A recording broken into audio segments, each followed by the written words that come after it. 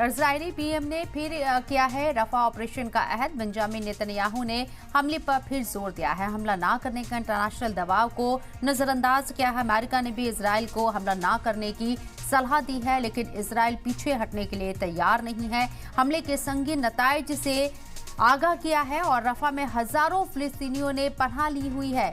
वाज़ेह रहे कि काफी ज्यादा तादाद में लोग, आम फिलिस्तीनी लोग रफा में पनाहगज़ीन कैंपों में मौजूद हैं, लेकिन इजराइल अपने मौक़िफ़ को पीछे नहीं छोड़ रहा है। अपने हदफ को हासिल करने के लिए लगातार इस बात का इंतबाह दे रहा है कि वो रफा पर अटैक करेगा। हालांकि अमेरिका भी उसको सलाह दे रहा है कि इसके नताइज बुरे होंगे, ऐसा ना किया जाए।